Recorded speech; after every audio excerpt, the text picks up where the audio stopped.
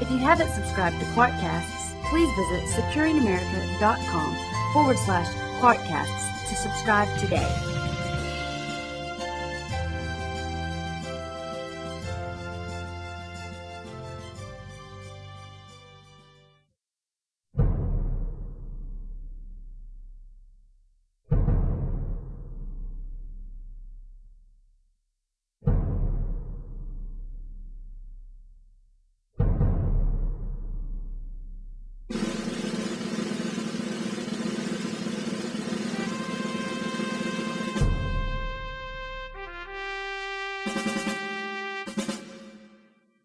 I'll continue to remember one of my best friends at Oxford. He was a fellow West Pointer. We'd stayed up late one night in December of 1967 discussing life and death in Vietnam.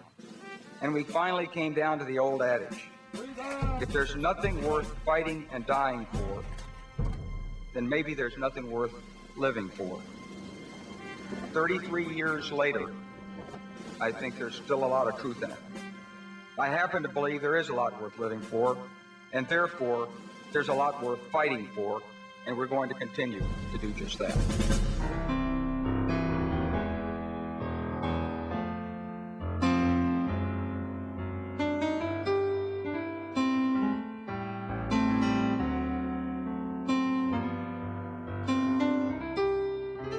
When I think of everything he's done in his life, the thing that always strikes me is he's a true believer in this country in a way that's almost like a Mr. Smith goes to Washington kind of aw shucks Jew his way, but that's really who he is, and it's really how he thinks. And so he runs understanding the value of every individual person. He's an optimist. He believes people are ultimately good and that they want to do the right thing. He leads by example. My father was born in 1944 to what at that time was considered a mixed marriage. My grandfather was second-generation American, Russian Jew, and my grandmother was from Arkansas and born and bred in this country. So it's about as multicultural as you could have gotten, in 1944. My father was a tremendous influence in my life. He had a huge, warm personality, and he read to me every night. He bought me present every Saturday, and then one night he'd read to me, and I woke up in the middle of the night, and there were a lot of adults in the apartment. They kept me from going to the bedroom. That was the night he died. Then we moved to Little Rock, and my mother had to go back to work, and my grandmother and granddad took care of me. Wesley had great big dark eyes. He had a sweet smile. And I think the people, especially the adults, they just melted when they saw him because he had a darling personality. Wesley was 4 years older when we lived in the same neighborhood. He included me when others didn't, and that was always, I loved him for that. There was a kindness that he had that wasn't evident in a lot of the kids in the neighborhood. My mother remarried when I was in the 5th grade. So at that point I had a father again. We went fishing, we went shooting every single weekend. Go up to the top of the lake, fish for crappie, find the brim beds in the springtime. It was great life. When he was a child, he did not have much. None of us did. By today's standards, I think some people would say we were probably poor. My mother was a secretary in a bank, and she would take me upstairs and she'd take me and say, "This is my son." And she was very proud of me. She introduced me, she taught me how to meet people, and she set high standards. The students respected him, and the teachers admired him. He was sensitive to other people's feelings, and he led his class in most everything. Wesley was probably the best swimmer I ever saw.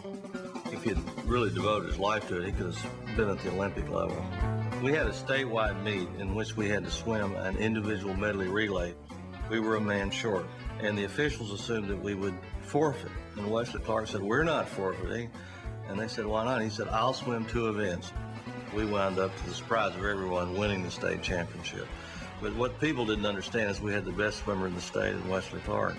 I sort of had in mind to be an astronaut, but then my eyes went bad on on me in the junior year in high school, and I went to American Legion Boys State, and there was a West Point cadet there, and he was wearing glasses. And somebody had asked him, "Can you wear glasses at West Point?" And he said, "Yes." And I remember walking outside and telling one of my friends, I said, "That's it. I'm going to West Point." What I remember is being out at Trophy Point, looking up the Hudson River, and people raised their right hands and they took their oath. It wasn't college. We were in the United States Armed Forces. My high school friends were still having a great summer, and I had had my head shaved. I was being yelled at, and it was new cadet barracks. Wes was very much respected intellectually at West Point. You knew something special was happening when you walked into you were in the number 1 mathematics class out of 800 people, and you saw this guy sitting in the number 1 seat.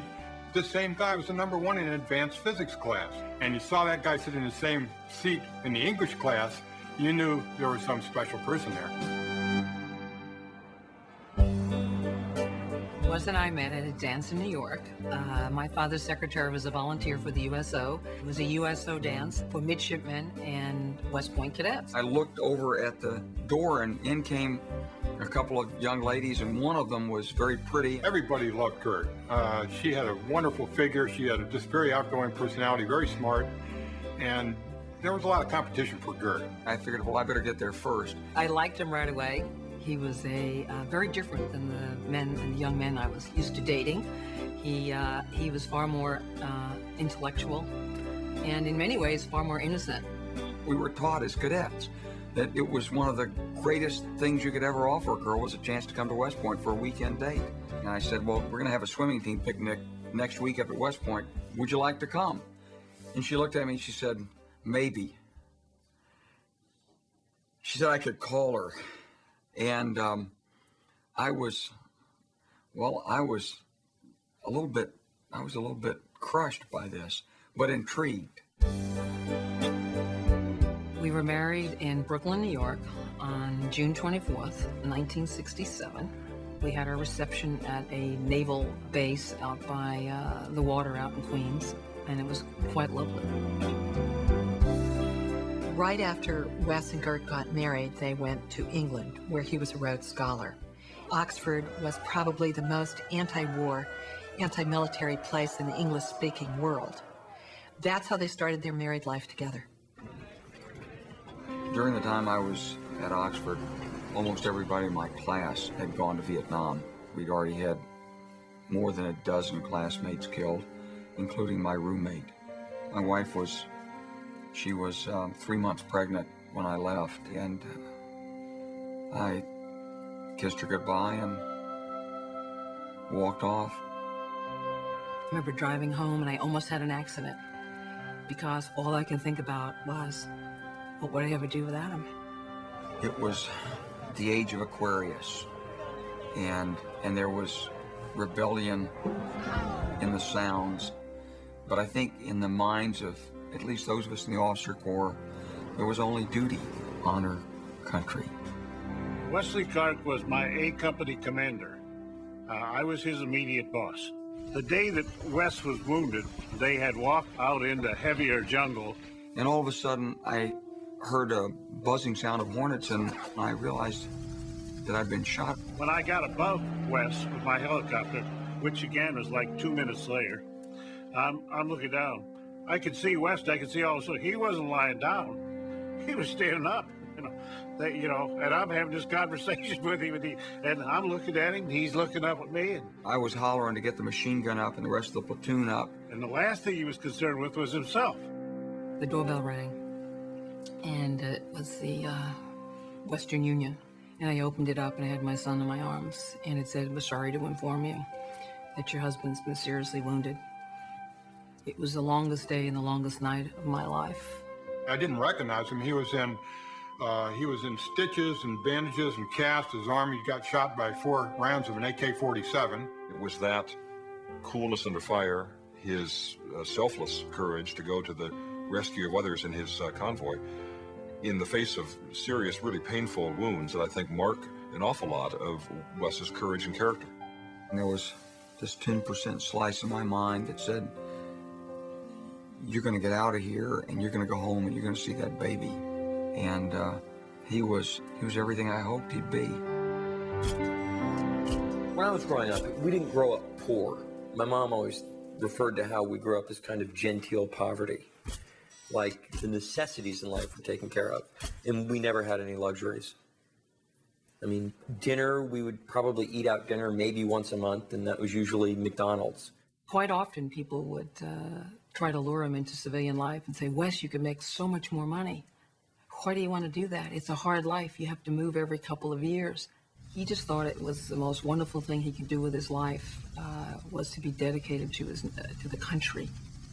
Even though he was the commanding general, you were never left to feel less than, regardless of your rank, your gender, or your race. General Clark was very supportive of women. He did not place barriers, which is different than most assignments. You get there, oh my God, it's a woman. It's a minority. General Clark was just the opposite.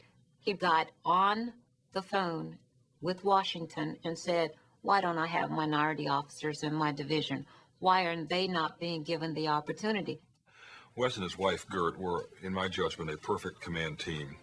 When they were together on bases, they were loved and admired and respected, and they were devoted to the development of young people, especially the school system.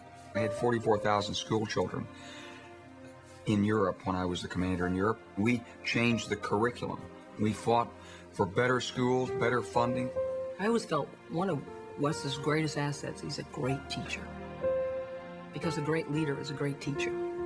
And I think what touched his heart was watching young people grow in their lives.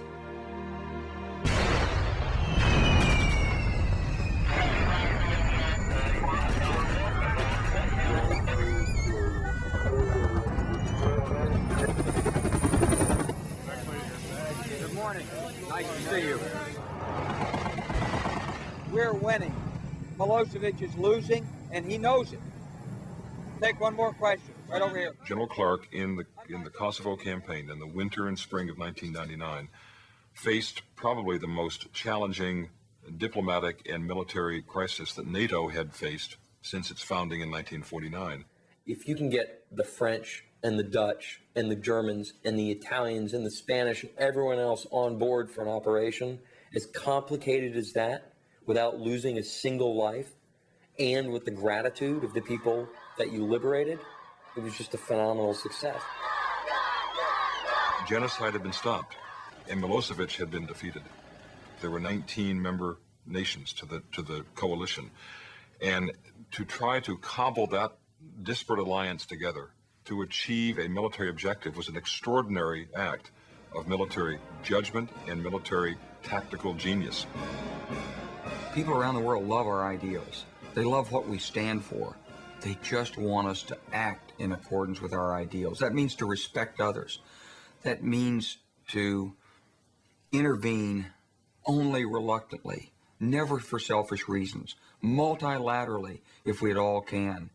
It means to be slow to anger, to use international law and international organizations where possible. We have to live up to our ideals. I've always said that there are two things important in a president. One is intelligence, the other is character. And if you can't have both, you probably choose character, but in Wes's case, he's got both. There are an awful lot of people out there who very publicly say that this is the finest professional officer they've ever known. In all the time that I've served with General Clark, I've never heard anybody talk negatively about General Clark. This is U.S. forces as well as the NATO forces. The guy was loved.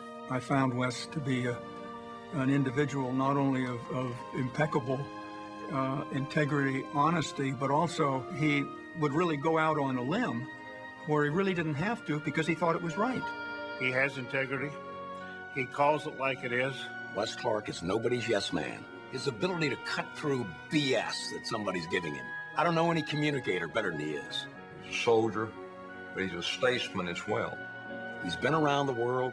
He knows foreign leaders. He knows foreign cultures. He knows our own culture. He's not just a person with a narrow military knowledge. He's got a great grasp of some of the complex issues surrounding education and economic issues.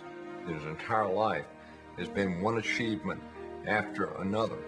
But I think the thing that makes Wes different from others is that he has been motivated not for personal gain. He's been motivated because he feels genuinely for this country and always has. He will have the welfare of the American people, writ large, always in his heart and in his mind. I think Wes Clark is an American hero, and I know that's a trite term and perhaps overused term, but it's a realistic term when you describe him. America has all kinds of heroes. Heroes who stay teaching in a peeling classroom, firemen who go rushing into burning buildings. And I think Wes Clark is someone that all those heroes would feel comfortable with. I'm no high-ranking officer. I'm just an average soldier serving under a great man. A man who makes no apologies for doing the right thing, for the right reasons, and never, ever makes you feel less than because you don't have stars on your shoulders or didn't graduate from that school. General Clark makes everybody feel important.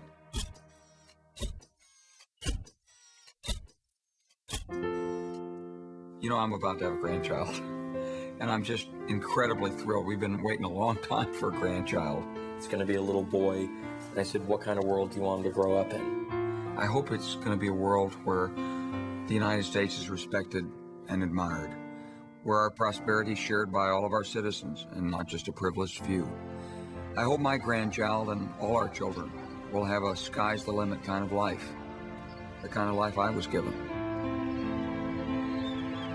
For his outstanding leadership and dedicated service, General Clark has earned the respect and admiration of a grateful nation. Receiving the Medal of Freedom from President Clinton was one of my proudest moments because I knew that this uniquely American honor belonged not just to me, but to all who'd gone before me. My grandmother and grandfather, who scratched out a living in the lumber mills of Arkansas. My mother and stepfather, who sacrificed everything to make my life possible after my father died. And my grandparents, who survived the Russian pogroms to fulfill their dream of coming to this country. And now I dream of an even greater America than the one they viewed from a ship's railing. An America where we live in peace and harmony, not just amongst ourselves, but with our neighbors around the world. I can see such a place. To me, it's just over the next hill. And I guess when you get right down to it, I'm an old soldier, and I always believe in taking the next hill. I believe we can get there, that together we can create a world in which all our children are able to fulfill the promise of their own destiny. We can do this. We must do this, for it's our duty, our honor, and our country.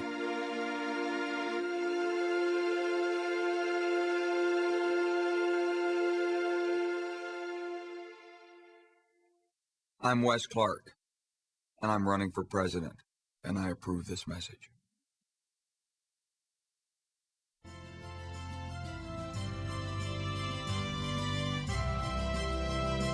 If you haven't subscribed to Quartcasts, please visit securingamerica.com/Quartcasts to subscribe today.